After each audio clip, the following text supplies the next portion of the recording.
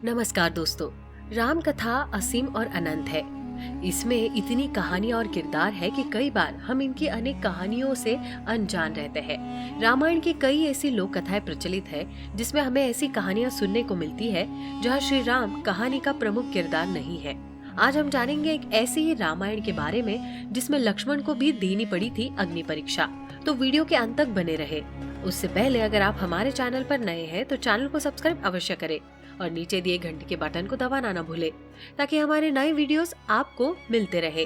गोंड रामायण में हमें ये कथा सुनने को मिलती है जिसके अनुसार लक्ष्मण श्री राम और सीता देवी के साथ जब वन को गए तो लक्ष्मण ने ये कसम खाई थी कि वो वनवास के दौरान पूरी तरह ब्रह्मचारी रहेंगे, यहाँ तक कि वो स्त्री के पास आने से भी बचेंगे।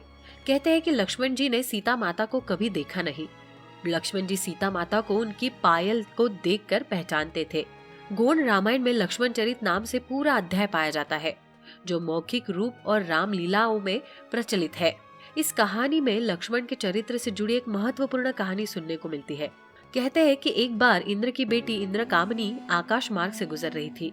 दरअसल लक्ष्मण जी ने एक बार एक किन्नर को बाजा बजाते देखा। उसे वाद्य बजाते देख लक्ष्मण जी के मन में भी वो वाद्य यंत्र बजाने की इच्छा जागृत हुई।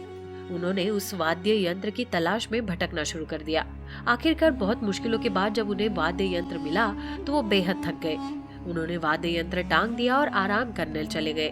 वाल्मीकि रामायण के अनुसार तो लक्ष्मण कई सालों तक सोए नहीं थे, पर गोंड रामायण के अनुसार लक्ष्मण जी 12 सालों तक सोते रहे। उनके द्वारा बनाया गया वाद्य यंत्र 12 सालों तक लटका रहा। उसके इसी अंदर बसने वाले किन्नर नाराज हो गए। उन्होंने लक्ष्मण को जगाने की बहुत कोशिश की पर वो नहीं जागे। तब उनका वाद्य यंत्र उनके सपने में आया और उनसे बोलने लगा कि हमारा अपमान मत करो, हमें बजाओ। ये सुनते ही लक्ष्मण जी जाग गए और वाद्य यंत्र को लेकर बजाने लगे। उनके बजाते ही पूरे आसमान में उनके गाने की धुन बजने लगी। उनके गीत के स्वर तक पहुंच गए। इसी समय इंद्र देवी की बेटी इंद्रकामिनी वहां से गुजर रही थी। रास्ते में उनकी नजर लक्ष्मण जी पर पड़ी। लक्ष्मण जी को देखते ही इंद्रकामिनी उन पर मोहित हो गई। उन्होंने चील का रूप लिया और सीधा धरती पर आ पहुंची।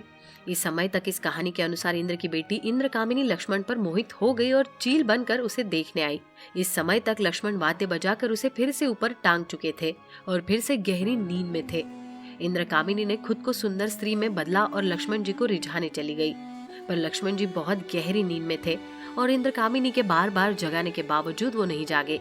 कुछ कहानियां ये भी कहती है कि क्योंकि लक्ष्मण ने पराई स्त्री को न देखने की कसम खाई थी, इसलिए उन्होंने इंद्रकामिनी को देखने से मना कर दिया। कुछ देर बाद सीता माता आश्रम से बाहर आई तो उन्होंने लक्ष्मण जी को सोया हुआ पाया। फिर जब वो उनकी नजर लक्ष्मण जी के सामने पड़े कपड़ों और टूटे हुए गहनों पर पड़ी तो सीता माता को शक हुआ कि शायद लक्ष्मण जी का किसी और औरत से संबंध चल रहा है। उन्होंने लक्ष्मण जी को उठाया और उनसे इस गहने और कपड़ों के बारे में पूछा।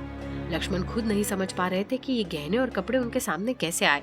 उन्होंने सीता माता से कहा कि उन्हें इन कपड़ों और आभूषणों के बारे में कुछ नहीं पता, पर सीता माता को लक्ष्मण जी की बातों पर विश्वास नहीं हुआ।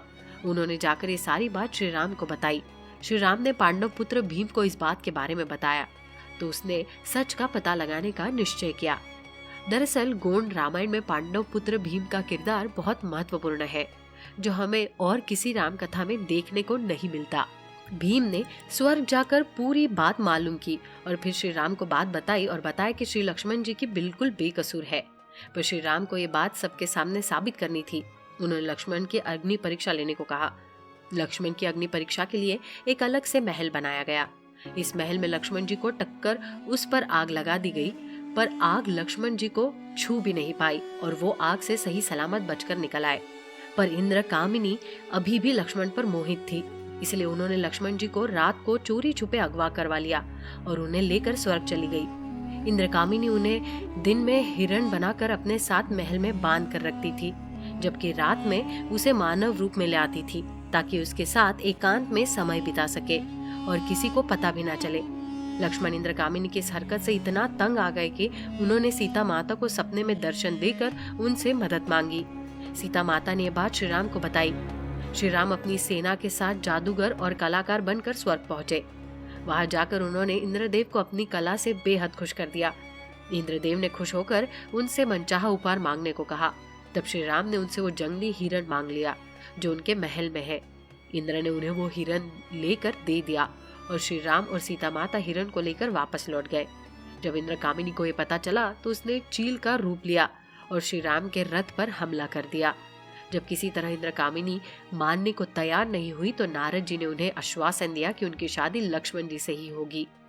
लक्ष्मण जी ने इंद्रकामिनी के सामने ये शर्त रखी कि शादी से पहले उसे उनके साथ उनके पूर्वजों की पूजा के लिए आना पड़ेगा। जब इंद्रकामिनी पूजा के लिए आई तो लक्ष्मण जी ने उन्हें एक ऐसी इमारत में बंद कर दिया जिसमें एक के ऊपर एक 18 दरवाजे थे। आज भी कहा जाता है कि इंद्रकामिनी उसी इमारत में कैद है।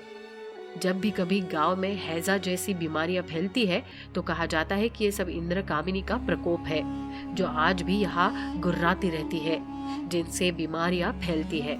तो कैसी लगी आपको हमारी ये जानकारी, हमें कमेंट सेक्शन में जरूर बताइएगा। आप देख रहे हैं द भक्ति, क्योंकि भक्ति में ही है असली शक्ति।